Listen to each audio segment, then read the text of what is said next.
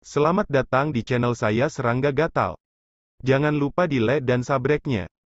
Oke, kita mulai. Sining tiba-tiba menjadi cemberut, dan memimpin Suyi, yang mengejutkan semua orang yang hadir. Suasana juga menjadi membosankan. Beberapa pria besar yang mencoba menggunakan teknik rahasia dan harta untuk memata-matai wajah asli Suyi semuanya menyerah dan tidak berani main-main. Dan banyak mata tertuju pada King Xiao, Gong Yangyu, Jin Zuliu, dan lainnya.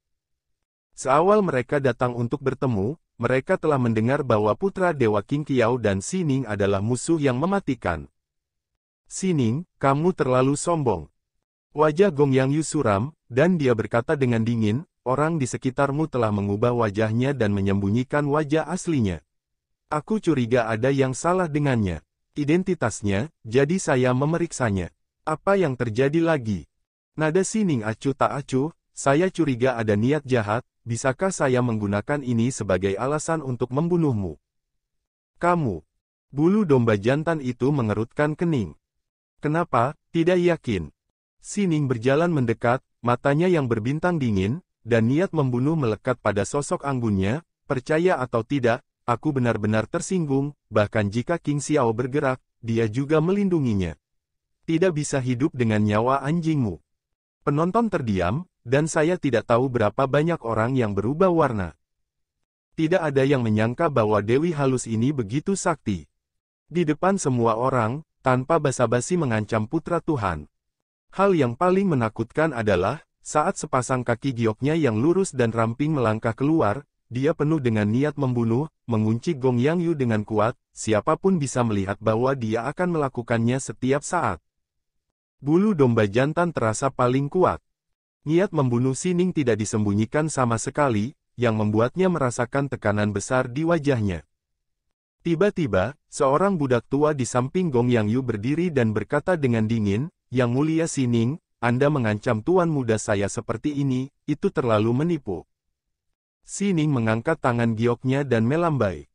Budak tua ini tidak sempat menghindar, dan ditampar wajahnya dengan tamparan, menyebabkan giginya copot, tulang pipinya roboh, dan seluruh tubuhnya berputar di tempat setelah lingkaran, dia jatuh ke tanah dengan bunyi gedebuk. Sayang sekali. Wanita ini terlalu mendominasi. Dari segi gaya, Sining adalah yang terbaik. Sining menatap Gong Yangyu dengan tatapan dingin.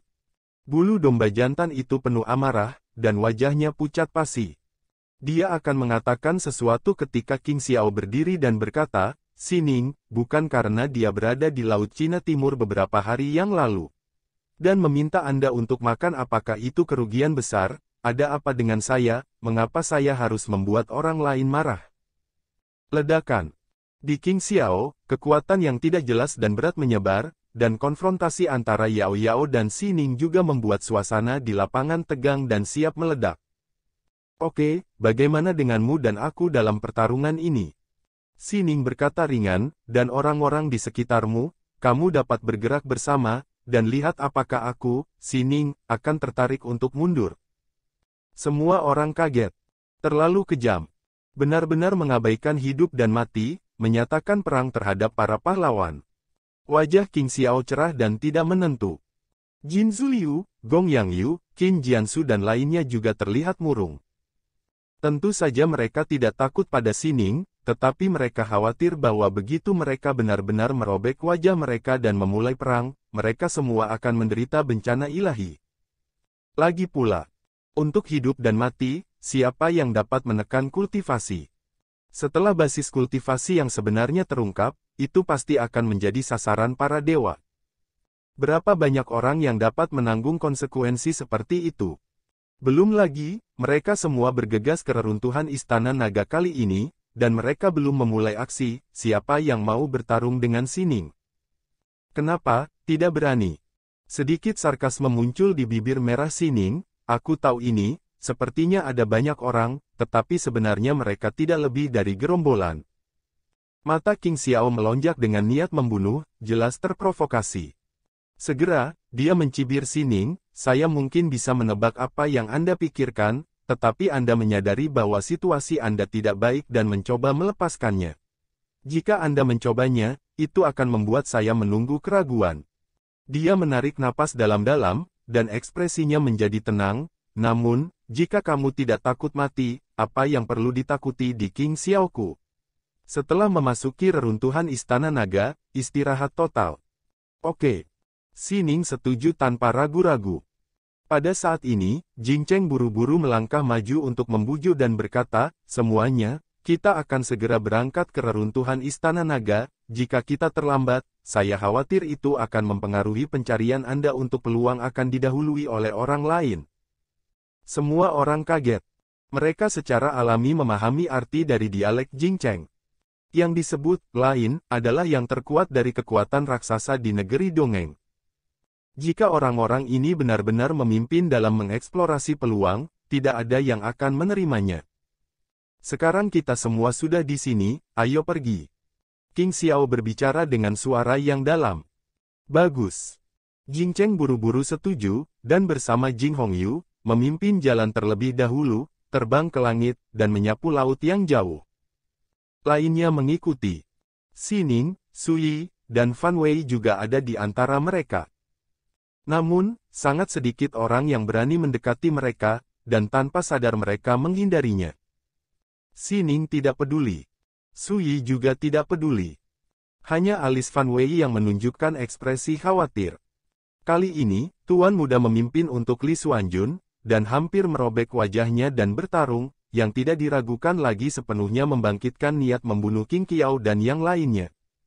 Anda bahkan tidak perlu memikirkannya untuk mengetahui bahwa ketika mereka tiba di reruntuhan Istana Naga, King Xiao dan yang lainnya pasti akan mengambil balas dendam tercepat. Li Daoyou, kamu juga telah melihat bahwa Tuan Muda menganggapmu sebagai miliknya, tetapi kamu masih menyembunyikan asalmu, apakah ini sesuatu? Tidak pantas. Transmisi suara Fan Wei. Persepsinya tentang Suyi kompleks, waspada, dan apresiatif. Waspada, ada banyak hal aneh tentang Suyi, dan Fan Wei mau tidak mau harus waspada. Yang saya hargai adalah Suyi tidak hanya mahir dalam rahasia Istana Naga, tetapi juga di area pusaran darah, menyebabkan Qin Jiansu menderita kerugian besar, dan kekuatannya jelas luar biasa. Karena itu, Fan Wei khawatir jika Suyi memiliki motif tersembunyi. Suyi melirik Fan Wei dan berkata, Tuan mudamu mungkin telah menebak identitasku, karena dia tidak merasa tidak pantas, kamu mengapa khawatir tentang itu? Lagi pula, dia mengeluarkan kendi dan mulai minum. Fan Wei kaget, Tuan Muda sudah menebak identitas pihak lain. Dia segera mengirimkan suara dan bertanya pada Sining. Sining hanya bersenandung dan tidak berkata apa-apa. Setengah jam kemudian, di atas lautan yang mendung, Jing Cheng dan Jing Hongyu tertegun. Yang pertama mengeluarkan cermin perunggu dari jubah lengan baju dan melemparkannya ke udara. Swiss.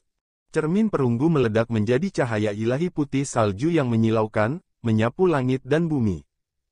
Saya merasakan kekuatan luar angkasa misterius muncul di wilayah laut ini, yang terus berubah. Di bawah pengaruh kekuatan luar angkasa ini, langit tiba-tiba menjadi gelap, dan jejak terlipat dan bengkok yang tak terhitung jumlahnya muncul di kehampaan. Lalu, di antara bagian langit dan laut ini, pemandangan berubah drastis. Air yang bergejolak mendidih dan langit tenggelam. Kekosongan di depan mereka menyusut, dan sebuah portal secara bertahap dipadatkan. Formulir. Ini. Semua orang tergerak. Ternyata itu adalah teknik superposisi ruang, dan diintegrasikan ke dalam kekuatan ruang dan waktu di alam, sehingga membuka gerbang semacam itu untuk kerajaan. Mata Sensi bersinar dengan cemerlang, ini adalah metode yang hanya bisa dikendalikan oleh dewa, yang pasti jika pintu ini mengarah ke reruntuhan Istana Naga, lalu keluarga Istana Naga di antara leluhur, pasti ada orang yang mengajarkan Tao dan menganugerahkan para dewa. Dewa Naga. Suyi berpikir keras. Dia berspekulasi apakah dia bisa menggunakan kekuatan, terobosan, dari pohon batas segudang untuk secara paksa masuk dan keluar dari dunia dalam dan luar yang dikomunikasikan oleh portal itu. Semuanya, ini adalah gerbang naga pintu masuk ke Istana Naga Laut Cina Timur. Jing Cheng berkata, bahkan jika garis keturunan Istana Naga telah menghilang pada awal periode liar, gerbang naga misterius dan reruntuhan Istana Naga masih ada di dunia. Berbicara, dia menunjuk ke gerbang naga yang menghubungkan langit dan bumi, dan berkata, memasuki gerbang ini, kamu bisa memasuki reruntuhan istana naga, yang merupakan bagian dari itu adalah tanah kuno yang sebanding dengan alam, dan keluarga kami telah mengunjunginya berkali-kali di masa lalu, tetapi kami hanya menemukan rahasia puncak gunung es. Matanya menyapu kerumunan dan tersenyum tentu saja, dengan semua rekan Taois berkumpul kali ini, kita akan dapat menemukan banyak peluang tak terduga. Setelah jeda, Jing Cheng berkata, namun, saya harus mengingatkan Anda bahwa begitu Anda memasuki gerbang naga, dunia akan berubah, dan kekuatan aturan dari reruntuhan istana naga sangat tabu dan menakutkan. Di bawah Raja Abadi, Anda akan mati jika Anda masuk, dan di atas peringkat Taiwu, Anda akan menderita penindasan dan serangan balasan yang mengerikan. Semua orang terlihat tenang, tidak heran. Poin ini, mereka sudah mempelajarinya di lelang asli.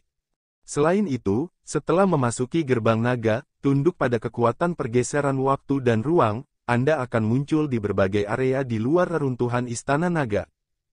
Jing Cheng melanjutkan, ketika kamu tiba di tempat itu, lebih baik semua orang berkumpul bersama dan bertindak sesegera mungkin. Tiba-tiba banyak orang mengerutkan kening. Situasi ini belum pernah mereka pelajari sebelumnya. Tidak masalah, itu tidak mempengaruhi rencana kami. Ketika kami tiba di tempat, semua orang akan bertemu terlebih dahulu, dan kemudian melanjutkan untuk bertindak sesuai dengan rencana awal. Kingku dengan cepat mentransmisikan suara, ingat, tujuan utamanya adalah untuk menangkap Jing Cheng dan Jing Hongyu terlebih dahulu, dan kemudian menemukan kesempatan untuk menyerang Xi Ning dan Li Xuanjun. Bagus.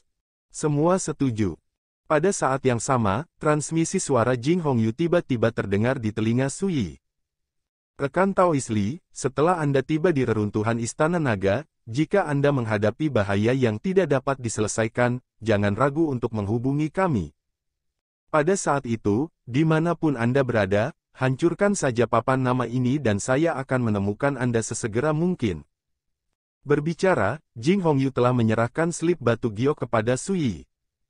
Su Yi tidak menolak dan menerima slip batu giok itu. Ras roh paus raksasa melakukan ini, tentu saja, bukan karena kebaikan, tetapi karena dia dapat menguraikan teks rahasia Istana Naga. Yang lain juga memperhatikan pemandangan ini dan terlihat berbeda. Tapi tidak ada. Semua orang tahu bahwa ketika mereka benar-benar memasuki reruntuhan Istana Naga, Li Xuanjun, yang dapat memecahkan teks rahasia Istana Naga, ditakdirkan untuk menjadi harum kue untuk semua orang. Segera, Jing Cheng memimpin, dan membawa Jing Hongyu ke gerbang panjang di kejauhan. Kedua sosok itu menghilang dalam sekejap. Orang lain melihat ini dan mengambil tindakan. Xi Ning, aku tak sabar untuk bertemu denganmu di reruntuhan Istana Naga. Tidak lama kemudian, hanya tersisa 3 orang, Su Yi, Xi Ning dan Fan Qian.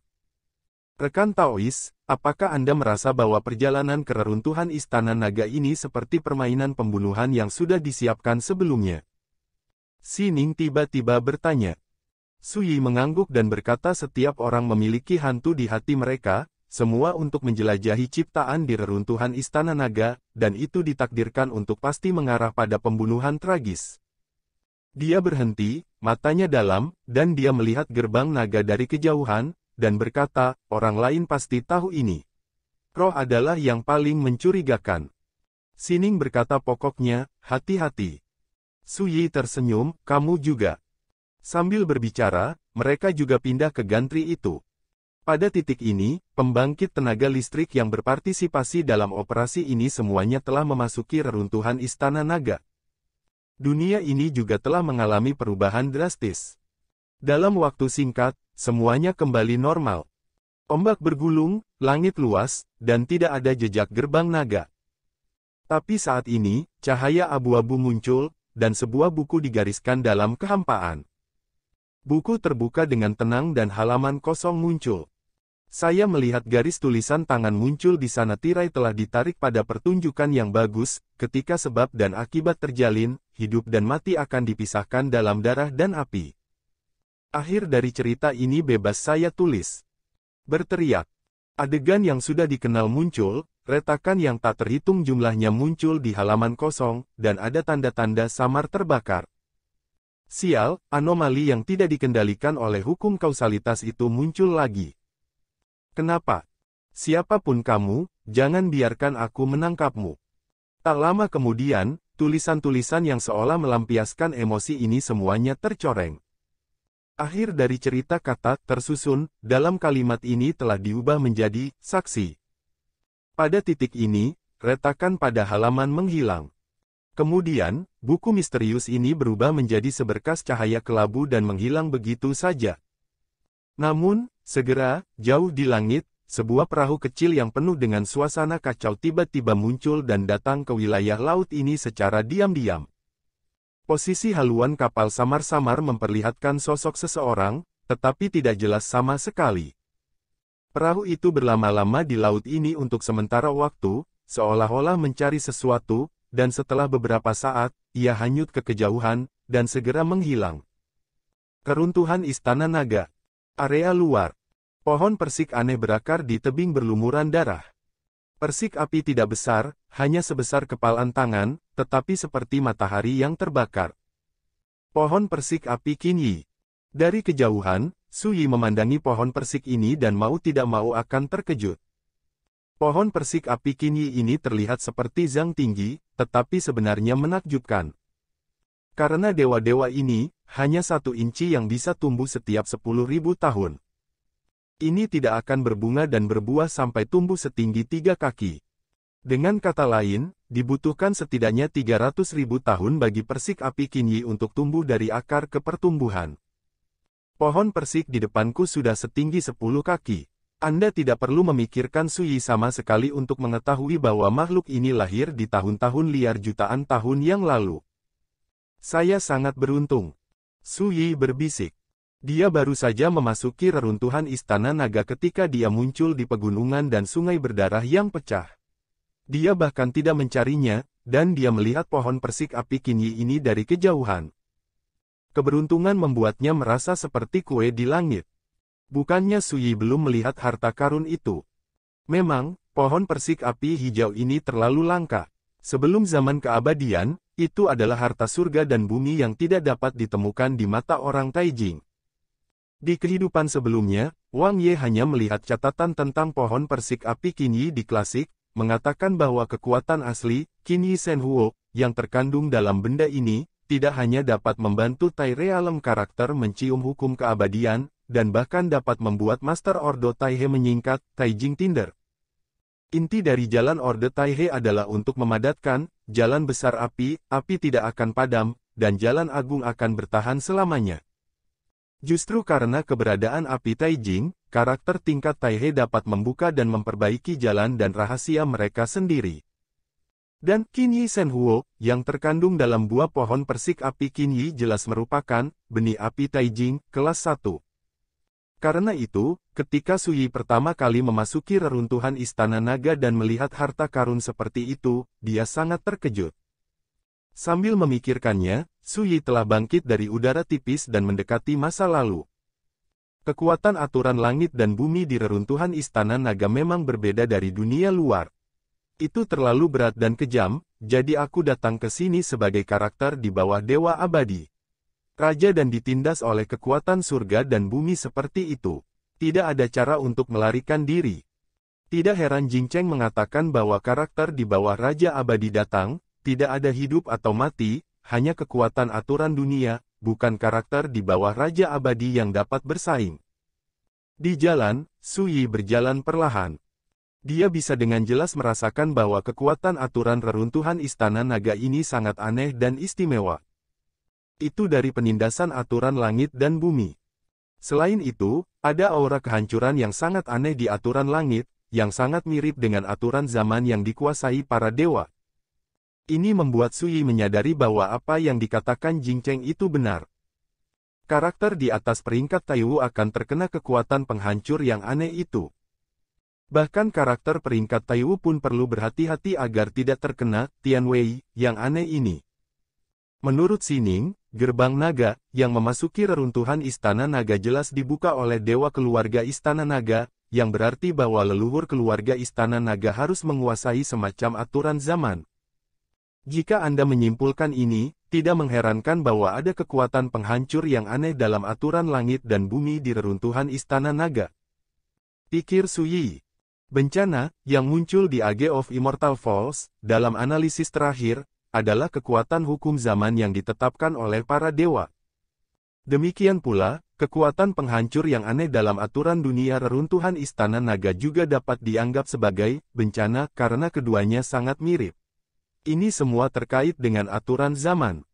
Ketika Suyi memikirkannya, dia tidak memiliki bahaya sama sekali, dan dia telah sampai di tebing. Tapi ketika jaraknya hanya beberapa puluh meter dari pohon persik api Qinyi, Suyi sedikit mengernyit dan tiba-tiba berhenti. Tidak ada bahaya. Bahkan di daerah terdekat, tidak pernah ada kejahatan yang tertidur, juga tidak ada bencana yang perlu diperhatikan. Ini keterlaluan. Setiap kesempatan datang dengan bencana. Ini baik dan buruk. Semakin langka kesempatan, semakin dahsyat bencana yang akan dihadapi. Tapi sekarang, bahkan tidak ada jejak bahaya di dekat pohon persik api Qinyi ini, yang membuat Suyi merasa sedikit tidak nyata. Ledakan. Tiba-tiba terdengar suara gemuruh. Ketika suara itu terdengar, panah yang dipenuhi guntur dan kilat yang menyilaukan telah menembus langit dan muncul di kehampaan di belakang Suyi, membunuhnya dengan ganas. Aduh! Suyi memindahkan kekosongan dan menghindarinya jauh-jauh. Panah itu menghancurkan tebing, dan bahkan pohon persik api Qinyi tumbang. Pada saat ini, sesosok muncul dari udara tipis seperti hantu, dan meraih pohon persik api Qinyi. Ini adalah pria berjubah dengan pelipis putih krem. Setelah dia mengambil pohon persik api Qinyi, dia langsung memindahkannya ke tempat yang sangat jauh, lalu menoleh ke Suyi sambil tersenyum, "Maaf, pohon langka dan berharga ini milik kepada kami." Suyi melihat sekilas bahwa pria berjubah itu berasal dari klan roh ular ba, dan dia adalah raja abadi dari alam kesempurnaan agung. Li Xuanjun, ini adalah pertempuran kebetulan. Karena kita merebut harta itu terlebih dahulu, kamu hanya bisa mengenalinya tidak peduli seberapa enggan kamu. Pada saat yang sama, di arah lain, berdiri seorang lelaki tua berbaju abu-abu dengan busur perunggu besar. Panah yang tiba-tiba menikam Suyi sebelumnya berasal dari orang ini. Ketika Suyi menghindar, pria berjubah itu mengambil kesempatan untuk mengambil pohon persik api Qinyi dalam satu gerakan. "Ayo pergi." Pria berjubah itu tersenyum, menyapa pria tua berbaju abu-abu itu, dan berbalik untuk pergi. "Tunggu." Suyi mengingatkan, "Apakah menurutmu tidak ada yang salah dengan pohon persik api Qinyi itu?" Pria berjubah itu terkejut sesaat, dan dia tidak bisa menahan tawa. "Saya pikir Anda memiliki masalah. Oke, kami mengambil kesempatan, tetapi kami tidak mau konflik dengan Anda, dan saya menyarankan Anda, jangan terjerat." Ketika dia berbicara, dia sudah pindah dengan lelaki tua berjubah abu-abu itu. Tapi angkanya masih setengah jalan, dan mutasinya mendadak. Pria berjubah itu akan menyingkirkan pohon persik api Qinyi, tetapi pada saat ini, kabut merah keluar dari pohon persik, menenggelamkan pria berjubah itu dalam satu gerakan. "Cepat, selamatkan aku!" Jeritan melengking keluar dari mulut pria berjubah itu, "Ada roh jahat yang mengambil tubuhku." Tidak. Tubuhnya meronta-ronta dengan keras, mengepakkan gigi dan cakarnya, seolah mencoba melepaskan diri, pipinya menjadi bengkok, dan dia ganas seperti hantu. Pria tua berbaju abu-abu dengan busur perunggu di tangannya ngeri dan ngeri. Alih-alih berani menyelamatkannya, dia menghindarinya jauh-jauh. "Lihat, ada yang tidak beres." Desah simpati terdengar, dan sosok Suyi muncul dari udara tipis tidak jauh dari sana. Sekian dulu dari Mimin. Terima kasih.